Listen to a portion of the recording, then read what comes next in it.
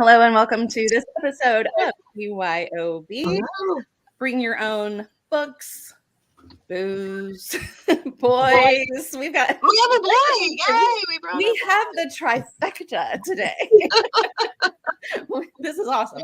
I am Nola Nash. She is Laura Kemp, and he is Robert Gwaltney. We are so excited to have our friend Robert Gwaltney joining us today. Robert, your book has taken off like a shot, and it is just so deserving of every accolade that it's gotten. I thoroughly enjoyed reading it. It was fantastic. So we're going to talk a bit about that. But before we get to the book, why don't you let folks know a little about you? Sure. Well, I live in Atlanta, Georgia. By day, I work as vice president of Easter Seals. I'm responsible for providing oversight of our early education and care services. We serve children 6 weeks up to 5 years of age. All of our children are living at or below poverty, and about 30% of our children have a diagnosed disability. And in all the hours between, I am a writer of Southern fiction. Phenomenal writer of Southern fiction. Let's add that to it, because this is Robert's new book. This is your debut, and it is really hard to believe that this is a debut novel. This is so good. The Cicada Tree is amazing. It is Southern fiction. It's got a little bit of that paranormal twist in it that Laura and I like to have in our books. So you can bet this was definitely one that was highly anticipated by both of us. So we're glad to see that it's getting all the attention that it deserves as well, because we thought it was fantastic. The buzz. That cicada buzz. And I have to tell you, it was, last summer the cicadas were awful here, and different parts of the country get them at different times. And I was telling Laura, I've lived in Tennessee through 2 kind of cycles of this. This past one wasn't nearly as bad, but this past one, I had one that got into my house and I couldn't find it. I could hear it, but I couldn't find it. I had a black table and chairs, and it was on one of the table legs. And so I couldn't see it. Like, I'm just looking everywhere and blended it right in. Another time, my other encounter with cicadas, it was like the big one. And my youngest daughter loved them. She thought they were great. Kind of like Annalise, they're kind of just everywhere. And she's just like, this is what we have here. And she's like, I don't know, 4.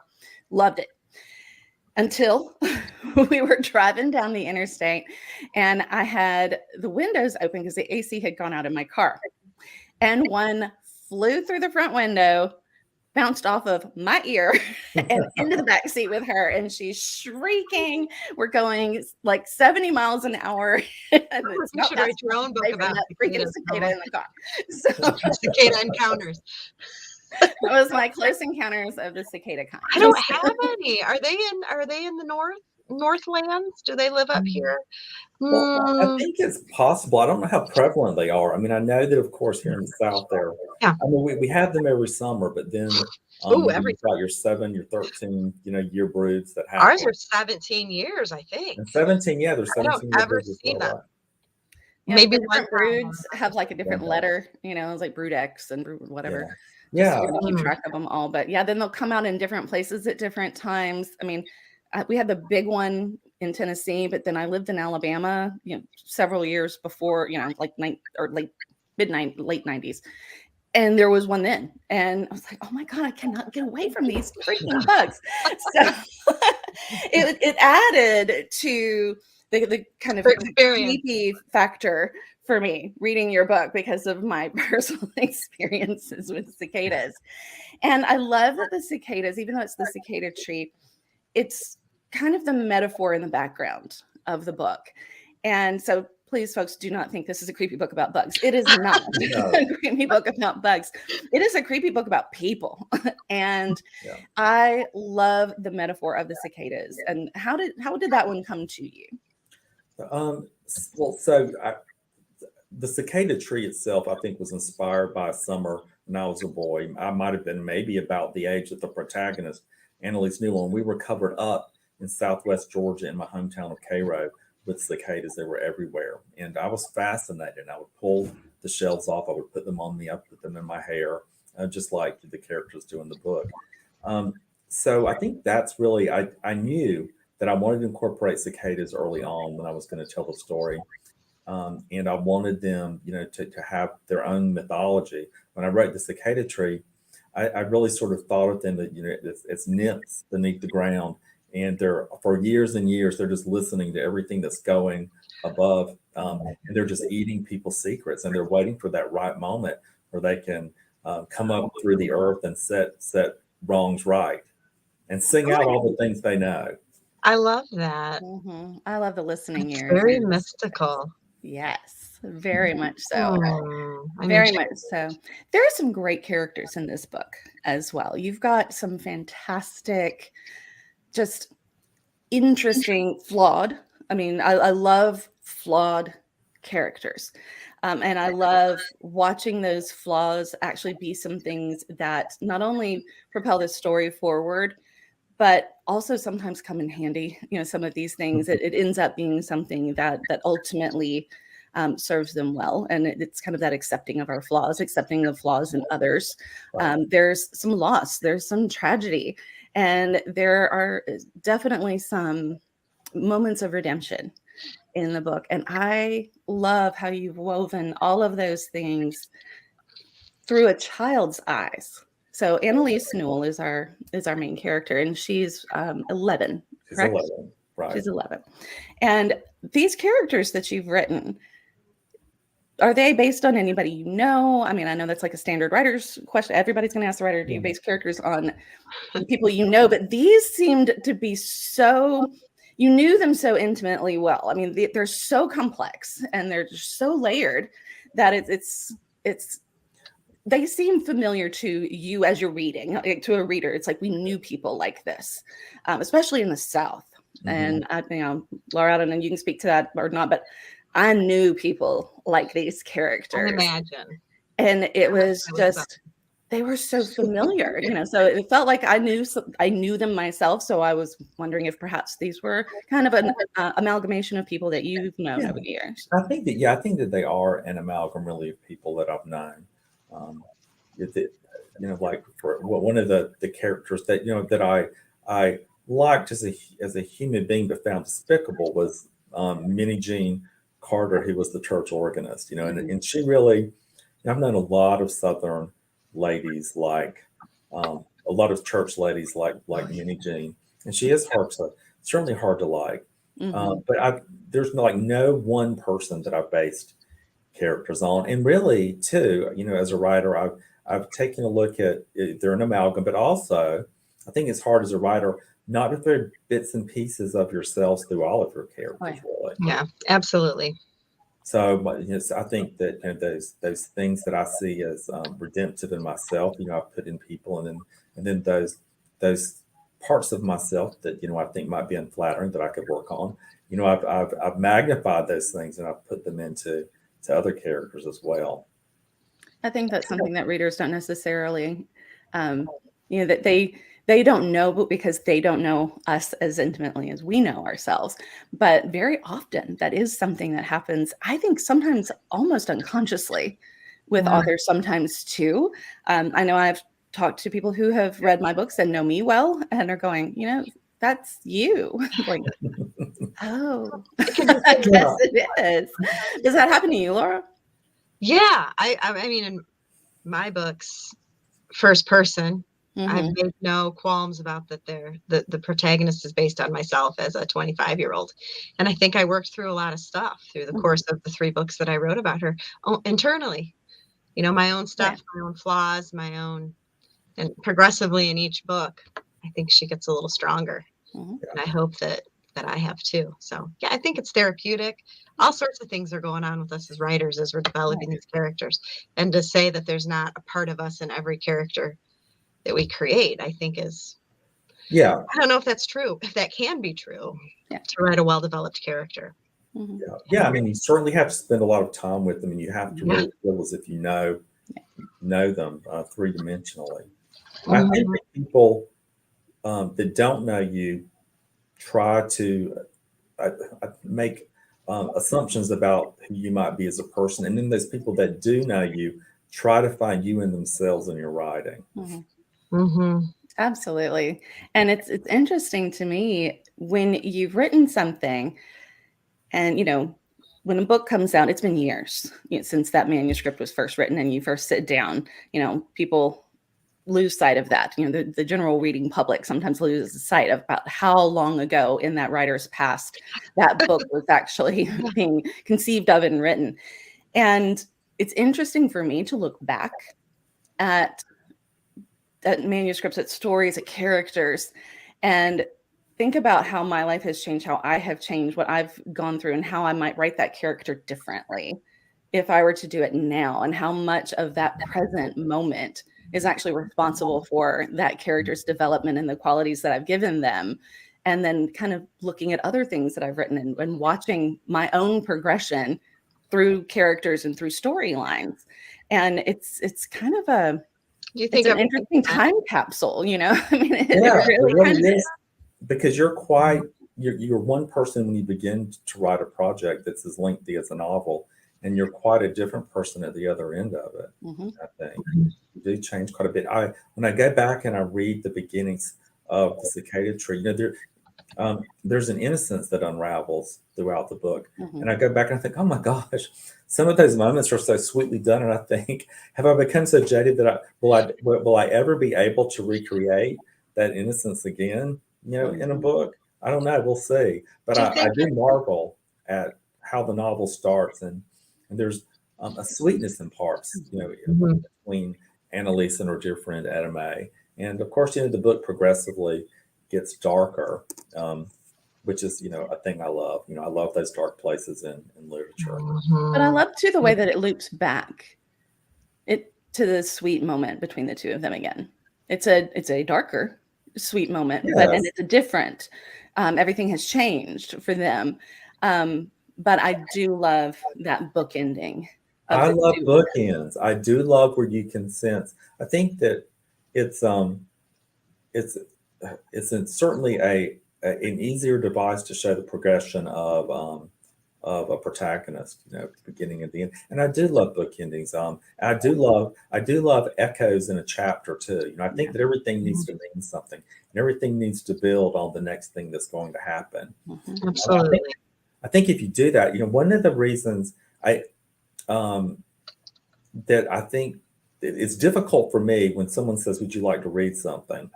I can only really read something within the first 3 chapters because everything is so layered. It's like a house of cards. So, you're going to give spoilers away if you go too far into the book. Yep. I'm the same way. Anytime anybody asks me to read anything, I usually start with the first page of the book because things start to happen very quickly, and things happen very quickly in this book as well. And that's one of the things I really liked about it is you are turning pages very fast. I'm trying to figure out, I'm trying to get ahead of you as the author to see if I can figure out where you're going with it. And then I'm wrong. And so then I want to see what went wrong. Why was I not able to figure it out? And it's such a quick book. So I can absolutely see why you wouldn't want to just kind of open to chapter 6 and start reading, because that is you're going to give too much away. You're exactly right. Yeah. Now, is there a reason, Robert, that you came up with the name Annalise? Of course, I have to ask because of my daughter. Right, you have a daughter named Annalise, and her spelled the same way almost. Right, yeah, and so it's not a traditional spelling. So the name Annalise, I don't know. Names are so important to me, and they are. I just brood and worry over them. What should this character? The lyrical quality of the name. It has to be lyrical for me too. Yeah. You have to, and it has to complement the other characters' names. It can't be too similarly situated to other names. Really, they have to be very distinct. If you don't want to have 3 people in a room at the same time and their names all start with an R, right? It's confusing. I know. But names I think are so important. I don't have any personal close connection to the name Annalise. I had a great grandfather who was named Claxton Long, and I used his name. That's a great name to give to Annalise's father. I think that's the only Oh, and there's a character, a little boy, Levin Banks Darlington, and his first name is a family last name. Okay. We have some Banks in the family. I just thought that would be a really cool. Mhm. I do that cool too name sometimes. for a I tie boy. in family names or Yeah. people that I've known, and Little Easter eggs Right. for you and your family. Yeah. yeah, then people like to see it when they open the book. Oh, is this, this person, or is this person? I've had readers enjoy that too, but I really liked seeing my daughter's name spelled almost the exact same way. So that was really intriguing to me. So I had to ask if there was a reason. And it's a pretty name. It It is, isn't it? Darn it. Yeah, she Annalise- refers to Anna, A-N-A. And sometimes I wish I had done A-N-A, A-N-N-A, because a lot of people call her Anna. Mm. But it's Anna, just with one N. So And it's just Anna. a beautiful Other person last ways name. You can spell it a million ways. So Yeah. Absolutely. Now, Robert, you have been kind of everywhere, kind of making the circuit Yes, here, so talking to lots of different people. You've got kind of your virtual book tour thing going on. Tell us some things that you've been doing, things that you've got on the horizon. Yeah, it's been busy. I'm glad, so I'm doing things like this, which is a lot of fun. I love to be able to zoom in and do the book club and speak with other authors about the book and just about the process of writing. I got to go to some in-person events, which was wonderful. So I actually have things scattered, throughout. I think maybe as far into October of this next year. I mean, things are quiet, but there'll be a smattering of things. And if there are other opportunities to be able to schedule things as I move forward, I'd like to be able to do that. Certainly. That is for anyone who is interested in seeing Robert, please go. Your Facebook page, I know, has got a lot of your events on there. You had a graphic on there with all of those events on their website as well. So that they can learn information about me by visiting robertlgwaltney.com. I don't think I have the event schedule on. Typically, I'm really good about doing on Facebook several days out or weeks before, just posting things that are going to be happening coming up. You're You're good very good at at that. promotion. Yeah, like I did with, I think we posted BYOB, a couple of weeks ago, started to spread the news about that. Yes. Yep. And I'll post again the day that it broadcasts. So. And Laura and I were just firming up plans today for something that we are going to be doing this summer. I am excited because you and I are actually going to be in the same place for the very first time, like ever. We've never met in person. No, we need to have it videotaped or something. I know. Crazy. I mean, we've known each other for what? 4 or 5 years? Never met in person. No. Never. We only live 7 hours apart. So that doesn't seem that long. I know. That far of a drive, but it's going to go to Killer Nashville. Yes, we're going to Killer Nashville, and we're super excited about that. The keynote speaker this year is Hank Philippi Ryan, who we both love. Some great names are going to be there. Killer Nashville is a wonderful conference for authors, but also it is open several times during the conference to the public. So they always partner with an indie bookstore, and there are readers can come and buy books there, have them signed by the authors, and even the awards dinner. You can, as a public, buy tickets to go watch all of these fabulous authors win their awards. So Killer Nashville is a great conference for anyone that has not been. You're a thriller writer, suspense writer in any way. It's the conference for you. There's some great folks there. So Killer Nashville is fantastic. And we will both be there along with a couple of other of our friends that we know. Terry Shepard will be there. And our friend Ben, he's been on this show. Maybe Robert will stop. Maybe. It sounds like a good time. It's a great time. It really is a lot of fun. And they do give you some time during the conference as well to get out and explore Nashville a little bit, which is actually, I'm scared Nola's going to take me out. Well, last year I got to have dinner with Michelle and with Benny Sims, whose novel won Best Mystery last year. And we got to hang out and get to see them in downtown Franklin, which is just 10 minutes from where the conference is being held. So it's going to be a good time, and Laura and I are looking forward to that. So I'm so excited that this is working out. Yes.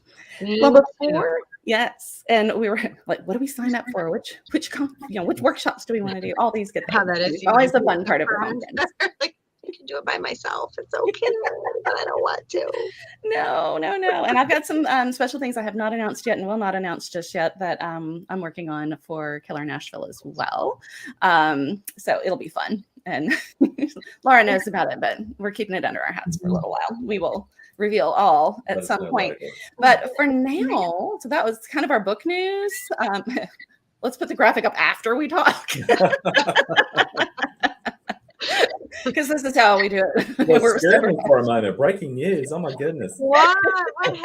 The cicadas are back. I mean, locusts are one thing. They're smaller. Those cicadas, man. Oh, God. So speaking of what we're reading, and of course, Laura and I have read the Cicada Tree and love it. So what are we reading now? Let's see. Let's talk about what we are reading. You guys got anything in particular that you have that you're getting into now?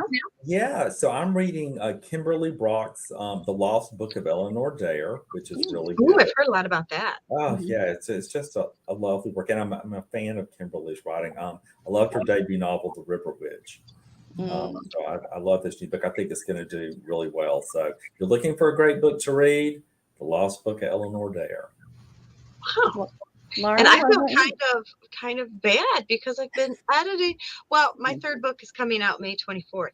So I've been editing, and all I see is my third book. So I haven't been reading. And that is Shameful music. Perfectly good excuse for not having anything reading.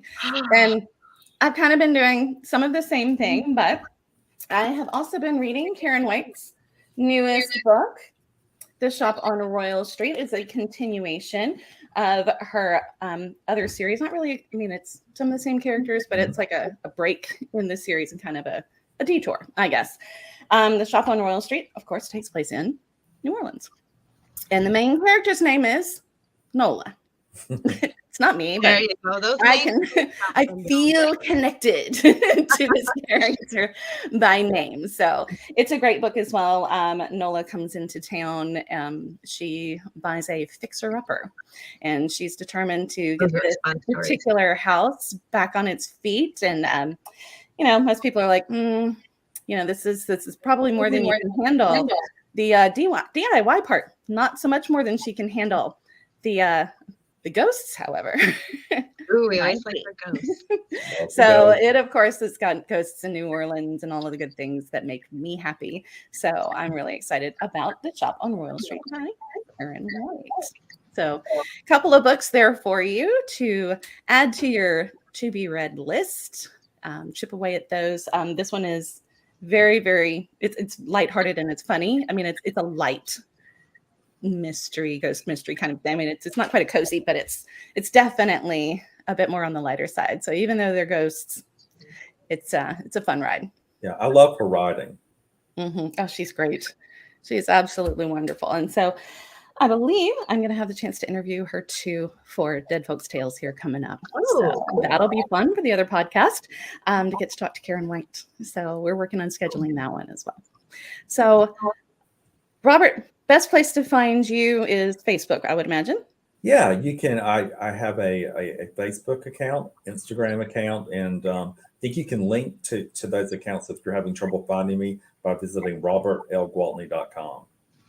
Excellent. Wonderful. And you can find Laura on Camp, which is her Facebook group page, and all sorts of good things coming up with the launch of the third and final installment in the Lantern Creek series. That is coming out. Great book. I had a chance to advance read it. Yes, we're going to have a party. I always love our book launch parties. They're so much fun. We have a good time. Dip and punch, right? Streamers, balloons, confetti, confetti cannon. Really go big.